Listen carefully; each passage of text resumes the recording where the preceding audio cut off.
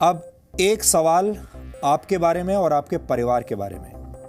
आपने अक्सर लोगों को यह कहते हुए सुना होगा कि फ्यूचर का ज्यादा टेंशन नहीं लेना चाहिए, यानी भविष्य के बारे में तनाव नहीं लेना चाहिए, जो होगा देखा जाएगा। लेकिन ये एक तरह की बहुत लापरवाह सोच है जिसका असर आपके आने वाले कल पर पड़ता है। ये बड़ी अजीब सी बात है कि हमारे देश में लोग छुट्टियां मनाने की जबरदस्त प्लानिंग करते हैं, इंटरनेट पर हॉलिडे पैकेजेस सर्च करते हैं। लोग ये भी प्लान करते हैं कि ऐसी कंपनी का मोबाइल खरीदा जाए जिसमें नए ज़माने के फीचर्स हों, वो लंबे समय तक चले और सस्ता भी हो। डिनर कहाँ करना है, कौन सी कार खरीदनी है, मकान कहाँ पर खरीदना है, इस सब के बारे में लोग गहरी रिसर्च करते हैं। यानी हमारे देश के लोग अपनी मौज मस्ती और लाइफस्टाइल की प्लानिंग तो करते हैं, लेकिन अपने भविष्य की कभी कोई प्लानिंग नहीं करते। उन्हें लगता है कि भविष्य की चिंता करने के चक्कर में वर्तमान खराब हो जाता है, लेकिन इस सच को और इस सोच को बदलने की जरूरत है। रिजर्व बैंक ऑफ इंडिया की एक रिपोर्ट के मुताबिक भारत के सिर्फ 13% लोग ही अपने रिटायरमेंट के लिए सेविंग करते हैं, यानी बचत करते हैं, जबकि 10% लोग अपने रिटायरमेंट के बारे में सिर्फ प्लानिंग ही करते रह जाते हैं, जमीनी स्तर पर कोई बड़ा निवेश नहीं करते। जबकि भारत के 77% लोग अपने रिटायरमेंट के बारे में सोचते तक नहीं। हो सकता है कि आप भी ऐसे लोगों में से एक हों। अपने रिटायरमेंट के बारे में कोई तैयारी न करने की वजह से हमारे देश में 60 साल की उम्र हो जाने के बाद भी करीब 50% बुजुर्गों को काम करना पड़ता है। इस उम्र में अक्सर लोग आराम की जिंदगी जीना पसंद करते हैं, लेकिन दुख की बात यह है कि अपने जीवन यापन के लिए उन्हें इस उम्र में भी काम करना पड़ रहा है। ये आंकड़े आपको ये बताते हैं कि भारत में बड़ी संख्या में लोग अपनी निजी आर्थिक सेहत को दांव पर लगाकर पूरा जीवन जीते हैं। ये एक तरह का आर्थिक टाइम बॉम्ब है जो 60 साल की उम्र के बाद जाकर फटता है। इससे बचने के लिए अक्सर 50-30-20 वाला फॉर्मूला बताया जाता है। आज हम आपको समझाएंगे 50-30-20 वाला फॉर्मूला क्या होता है। अगर आप चाहें तो इस फॉर्मूले को अपना सकते हैं, लेकिन भारत के लोग अपनी आदतों और मजबूरियों की वजह से इस फॉर्मूले से हमेशा दूर भागते हैं। यह बड़ा सीधा सा फॉर्मूला है। टैक्स चुकाने के बाद अपनी कमाई का 50% हिस्सा अपनी जरूरतों पर खर्च कीजिए। इसके बाद 30% हिस्सा अपनी इच्छाओं पर खर्च कीजिए और बाकी का 20% हिस्सा अपनी सेविंग्स में लगाइए, यानी बचत कीजिए। ऐसा करने से आप अपना भविष्य सुरक्षित रख सकते हैं और आने वाले दिनों को अच्छे दिन बना सकते हैं। लेकिन हमारे देश में नौकरी करने वाले लोगों को लगता है कि अभी इतने आगे तक सोचना क्यों है, 4 दिन जिंदगी है, पूरी मौज मस्ती के साथ जीनी चाहिए। कुछ लोगों का यह तर्क भी होता है कि महंगाई के ज़माने में बैंक की EMI चुकाने और परिवार की ज़रूरतें पूरी करने के बाद इतना पैसा बचता ही नहीं कि रिटायरमेंट के बाद वाली सेविंग के बारे में सोचा जाए। वैसे हमारे देश में ज़्यादातर लोग अपनी कमाई का बड़ा हिस्सा अपने बच्चों की पढ़ाई और उनकी शादी में खर्च कर देते हैं। उसके बाद वो इन्हीं बच्चों पर निर्भर हो जाते हैं।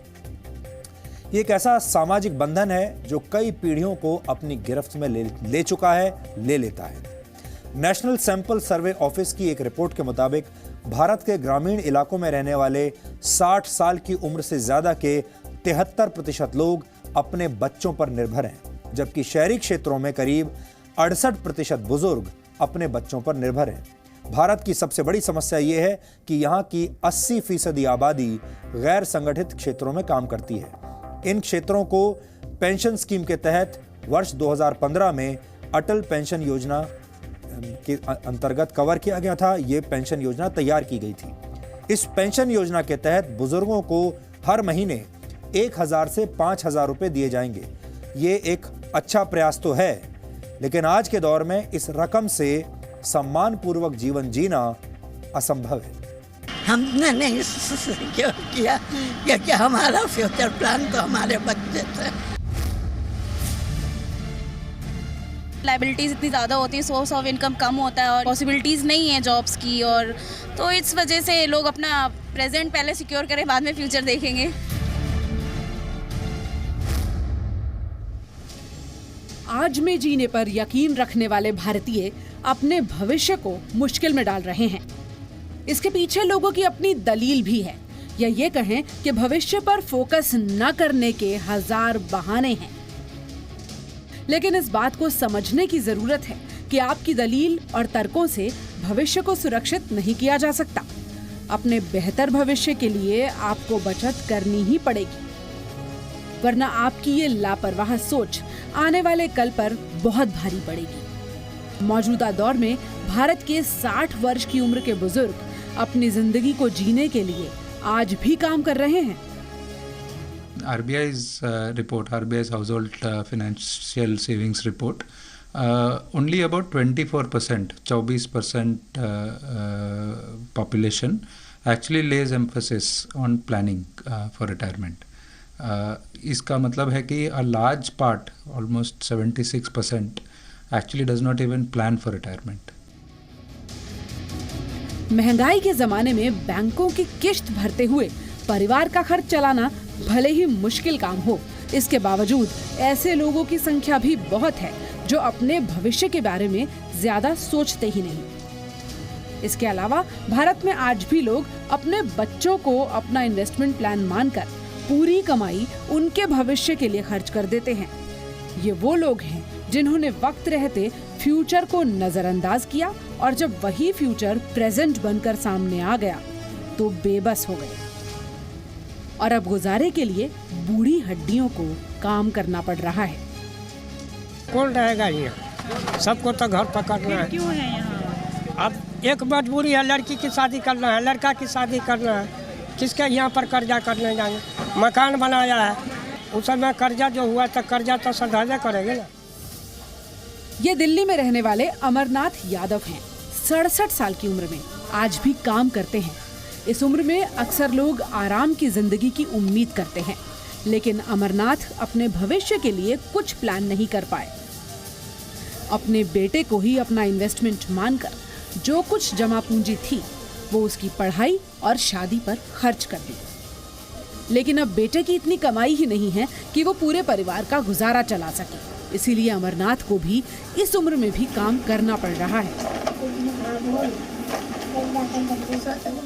हालांकि सरकार की तरफ से 2500 रुपए की वृद्धावस्था पेंशन मिलती है, लेकिन उससे गुजारा नहीं चलता।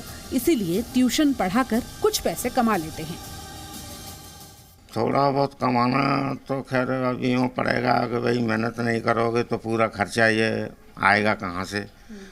बच्चे इतने सपोर्ट कर नहीं पाते, खुद ही थोड़ा बहुत ये पेंशन मिल जाती है, थोड़ा बहुत इधर उधर अपना काम धंधा देख लेते हैं, उसी से काम चल जाता है। और क्या चाहिए तो अब यही समय के हिसाब से कि भाई बड़े बूढ़े भी अपने खुद ही थोड़ा बहुत इंतजाम करके रखें तो ज़्यादा बेहतर है।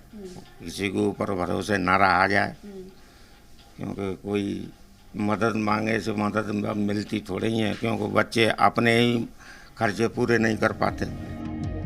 परिवार की जरूरतों को पूरा करने के चक्कर में ज्यादातर माता पिता अपने भविष्य को खतरे में डाल रहे हैं। भारत में रिटायरमेंट प्लान न करने की कई वजहें हैं, लेकिन इनमें सबसे पहली वजह यह है कि लोग अपने बच्चों में ही अपना भविष्य देखते हैं और जब बच्चे उनका ये सपना तोड़ देते हैं तो बुढ़ापे में काम करना पड़ता है।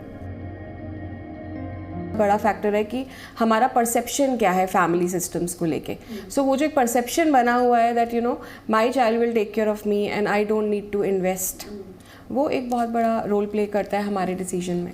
तो कहीं ना कहीं हम कलेक्टिव अप्रोच रखते हैं जिसमें हमें ये लगता है कि हम करें और हमारा पूरा का पूरा फैमिली उसको शेयर करे और हम उससे चला लेंगे। But then at the end of the day the joint system is converting into nuclear system, क्योंकि ये ट्रांजिशन फेज़ है एंड लोग अपनी जो उनकी पुरानी एक सोच चली आ रही है वो उसके हिसाब से प्लान करते हैं या डिसीजंस लेते हैं। सो परसेप्शन का बहुत सिग्निफिकेंट रोल है हमारे इन्वेस्टमेंट डिसीजंस पे।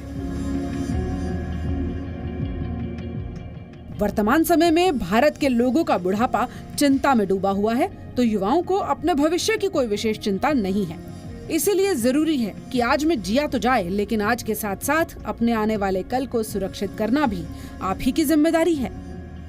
कविता शर्मा, जी मीडिया। एक बहुत ही अजीब विरोधाभास है कि जिस भारत ने पूरी दुनिया को बचत करने की सीख दी, वहां के लोग आज बचत करने में बहुत पीछे हैं। चाणक्य ने कहा था कि व्यक्ति को कभी भी सारा धन खर्च नहीं करना चाहिए, क्योंकि बुरा वक्त कभी भी आ सकता है। ऐसे समय में आपके द्वारा बचाया गया संचित धन ही आपकी मदद करता है। जो व्यक्ति धन संचित करने में विश्वास रखते हैं वो कभी भी असफल नहीं होते। लेकिन अब ये धारणा बदल गई है। आजकल लोग अपने क्रेडिट कार्ड्स के जरिए अपनी ज़रूरतें पूरी करते हैं और उधार लेकर अपने शौक पूरे करते हैं। ये एक हानिकारक सोच है। आपको इसे तुरंत बदलना होगा।